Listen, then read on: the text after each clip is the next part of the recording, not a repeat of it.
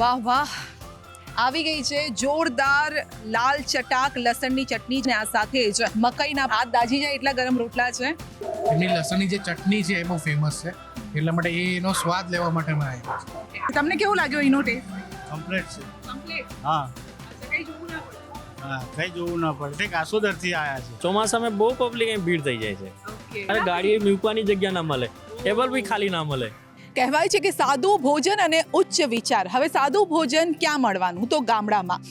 અમે જે જગ્યા પર ઉપસ્થિત છીએ તે છે શિવરાજપુરથી આગળ આવો એટલે ભાટ ગામ આવે છે, અને ભાટ ગામમાં રોડની બંને તરફ આપને ધાબા જોવા મળશે, અને ધાબા પર શુદ્ધ અને સાદું ભોજન મળે છે. અને શું મળે છે? તો લસણની ચટણી અને મકાઈનો રોટલો. હવે આનાથી શુદ્ધ અને સાત્વિક ભોજન બીજું કયું હોવાનું? ચાલો કેવા રોટલા અને કેવી ચટણી છે આપણે અંદર જઈને જે ટેસ્ટ કરીએ ને પછી આપણને ખબર પડશે કે કેમ અહીંની ચટણી અને રોટલા ફેમસ છે.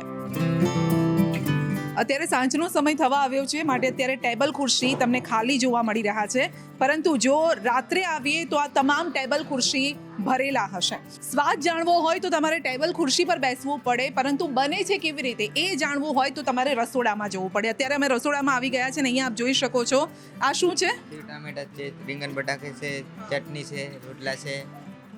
રોટલા, ચટણી, સેવ ટામેટા અને રીંગણ બટાકા. પરંતુ ત્રણેય શાક હું આપને બતાવું. ધારો કે બંને આ શાક છે અને આ ચટણી છે, લાલ ચટાક જોવા મળી રહી છે. એટલે જોઈને જેવું લાગે છે બહુ તીખી હશે.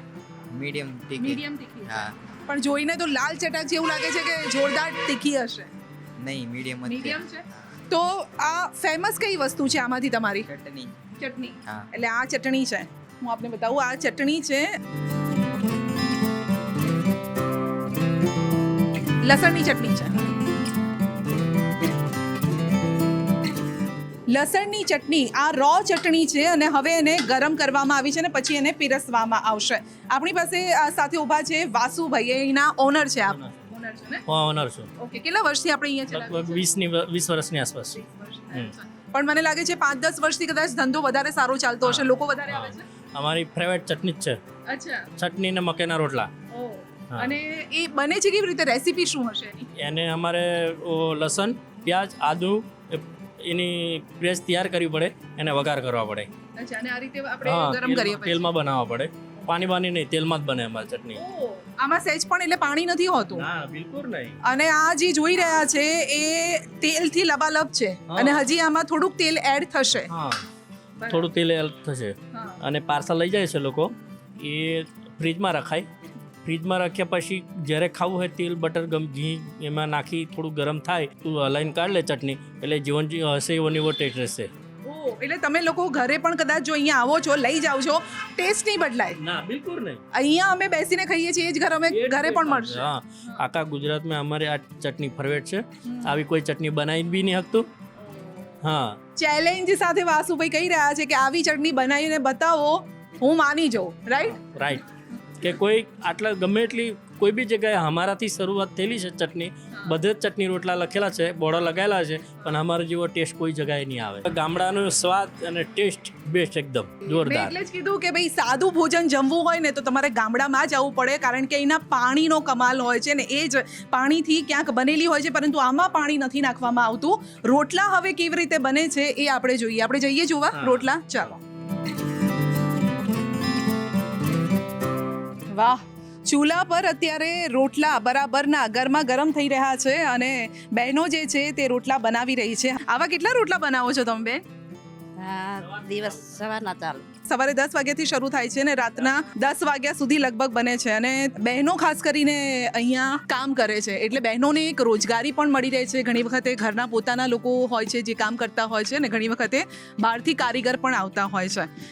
શાનો લોટ છે બેન? મકાઈનો. મકાઈનો છે.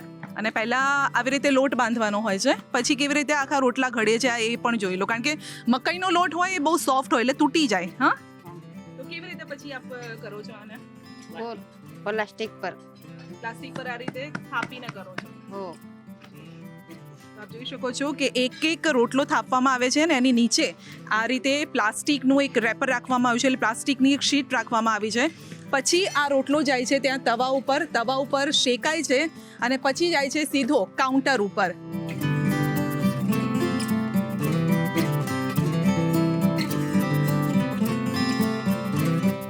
કેટલા સમયથી બેન તમે કામ કરો છો અહીંયા ઘણા સમયથી પોત 5-10 વર્ષથી એટલે એક જ જગ્યાએ બેન કામ કરે છે એમને રોજગારી પણ મળે છે કારણ કે આજુબાજુનો એરિયા એ ટ્રાઇબલ એરિયા છે અને અહીંયા બીજા કોઈ મોટા એવા ઉદ્યોગો નથી હોતા માટે એ લોકોને અહીંયા એક રોજગારી પણ મળી રહે છે તમને કેવું લાગ્યો એનો ટેસ્ટ કમ્પ્લીટ છે કમ્પ્લીટ હા અચ્છા કંઈ જોવું ના પડે હા કંઈ જોવું ના પડે ઠીક આસોદરથી આવ્યા છે આસોદરથી આવે હા અરે અને અને પહેલી વખત આવે કે પહેલા પણ ના પહેલા બે ત્રણ વખત આવી ગયા અચ્છા હા. તો અહીંયા આવો તો તમને શું ખાવાનું શું મન થાય? લસણની ચટણી ને મકાઈના રોટલા બસ આ બે મળી જાય તો ભયો હે હા ક્યાંથી આવ્યો છો ને કેવો ટેસ્ટ હું વડોદરાથી આવ્યો છું અને અમે અહીંયા ઇન્સ્ટાગ્રામ રીલ્સ આવે ને એ જોઈને આવ્યા છે જેમાં એમની લસણની જે ચટણી છે એ બહુ ફેમસ છે એટલા માટે એનો સ્વાદ લેવા માટે અમે આવ્યા છીએ